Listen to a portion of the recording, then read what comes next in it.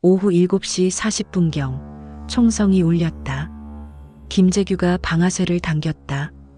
카카. 누군가의 외침이 들렸다. 그리고 그는 쓰러졌다. 18년간의 권력, 62년의 삶. 그렇게 끝이 났다. 박정희는 1917년 11월 14일 경상북도 구미의 가난한 농가에서 태어났다. 본가는 고령, 호는 중수. 5남매 중 막내 아들이었던 그는 일제강점기라는 암울한 시대를 온몸으로 겪으며 자랐다. 당시 조선은 나라가 아니었다.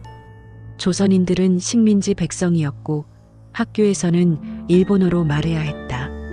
하지만 박정희는 공부를 멈추지 않았다. 1937년 그는 국립대구사범학교를 졸업하고 문경소학교 교사가 되었다. 20살의 청년 교사. 아이들을 가르치면서도 그는 끊임없이 물었을 것이다. 이 나라는 언제쯤 제 모습을 되찾을 수 있을까?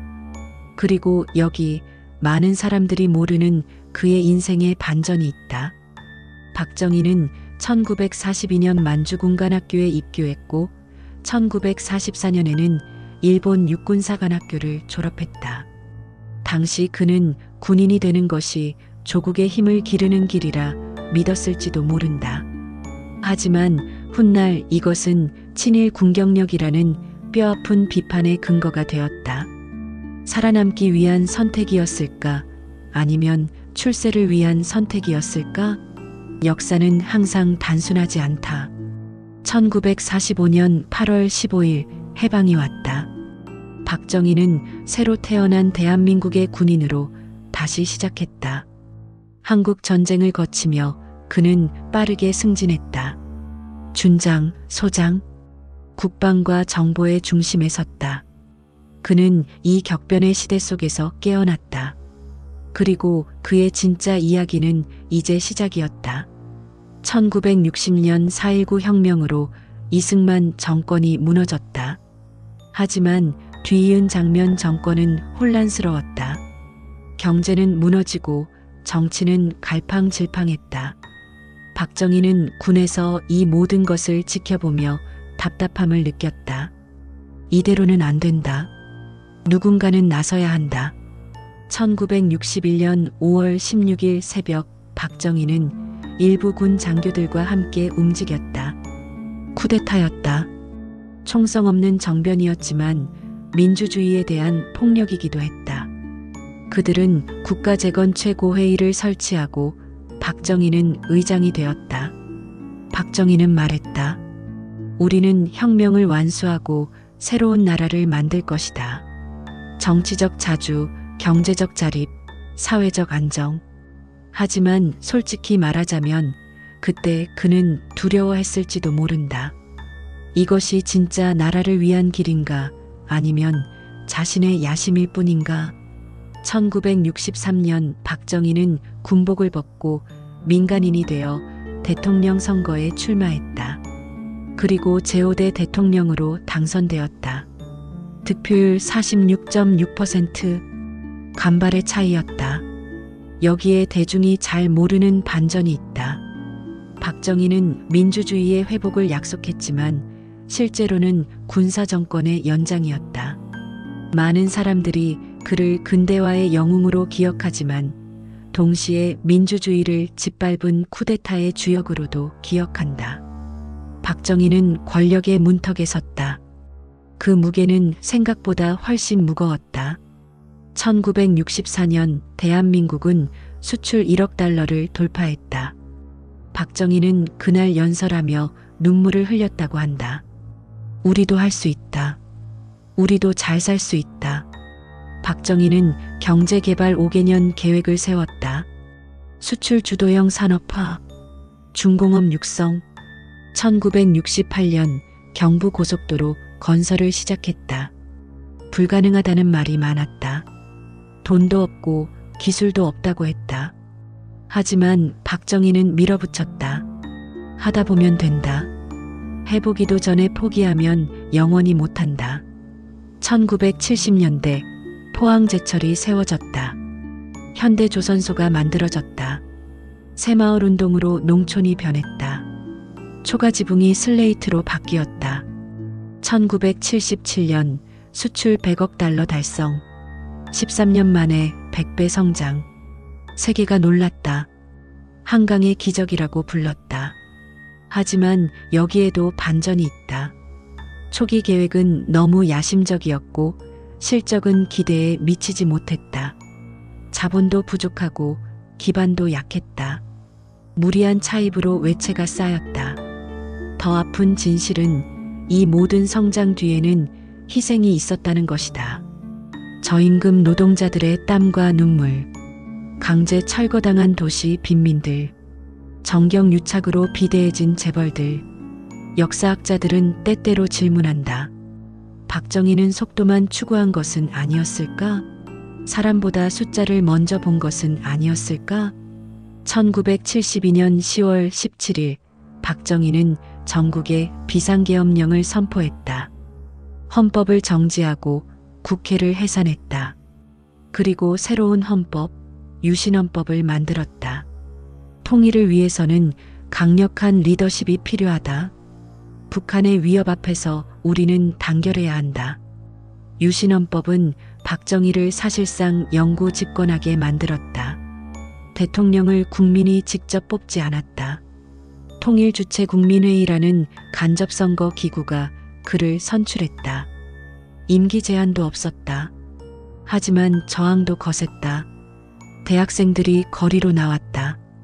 지식인들이 선언문을 발표했다. 종교인들이 기도회를 열었다. 박정희는 긴급조치를 발동했다. 1호부터 9호까지 유신을 비판하면 체포되었다. 영장 없이 끌려갔다. 재판 없이 감옥에 갇혔다.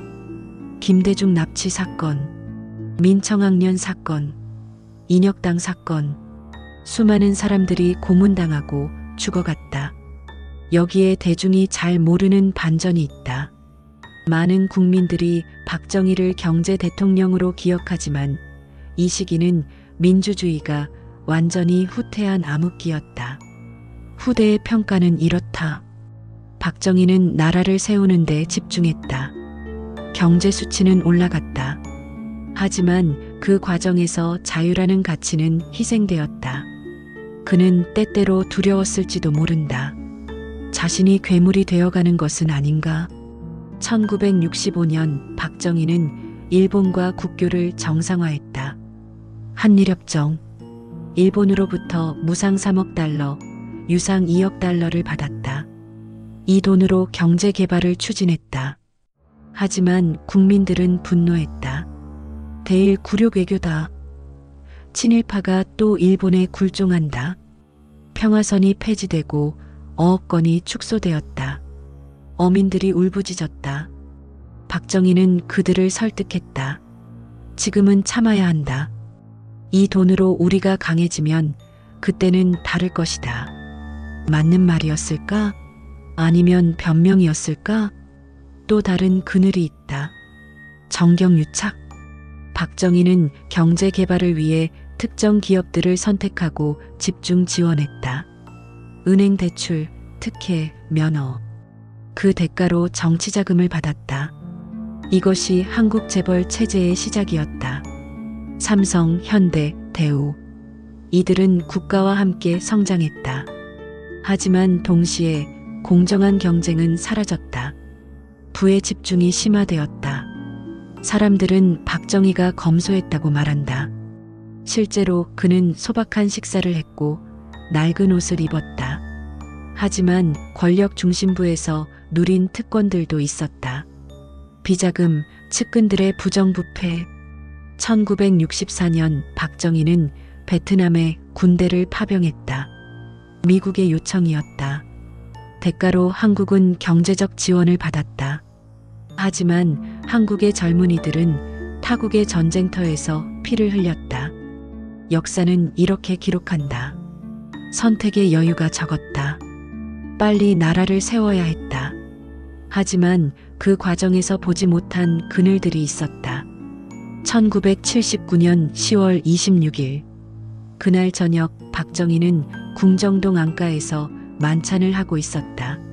중앙정보부장 김재규, 경호실장 차지철, 그리고 몇몇 측근들이 함께였다. 오후 7시 40분경 총성이 울렸다. 김재규가 방아쇠를 당겼다. 박정희는 가슴에 총을 맞았다. 각하! 누군가의 외침이 들렸다. 그리고 그는 쓰러졌다. 18년간의 권력, 62년의 삶. 그렇게 끝이 났다. 박정희의 죽음에 많은 국민들이 울었다. 우리의 대통령이 같다. 경제를 살린 지도자가 같다. 하지만 또 다른 사람들은 안도했다. 독재자가 사라졌다. 이제 민주화가 올 것이다.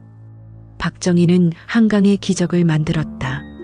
1인당 국민소득 82달러였던 나라를 1000달러 이상으로 끌어올렸다. 농업국가를 산업국가로 만들었다. 하지만 그는 민주주의를 억압했다. 수많은 사람들을 고문하고 투옥하고 죽였다. 자유를 희생시켰다. 오늘날 한국 사람들은 박정희를 어떻게 기억하는가? 어떤 조사에서는 역대 대통령 중 가장 높은 호감도를 보인다. 박정희 시대가 좋았다. 다시 그런 리더가 필요하다. 하지만 다른 목소리도 크다. 독재를 미화해서는 안 된다. 인권 탄압을 잊어서는 안 된다. 질문이 남는다. 박정희가 한 것은 무엇이었나? 발전이었나? 독재였나? 희망이었나? 폭력이었나? 아마도 그 모든 것이었을 것이다. 박정희는 평범한 농촌 소년으로 태어나 대한민국 산업화의 설계자가 되었다. 하지만 그 길은 빛과 어둠으로 얼룩져 있었다. 역사는 단순하지 않다. 사람도 단순하지 않다. 당신은 그를 어떻게 기억할 것인가? 이것이 박정희가 남긴 마지막 질문이다.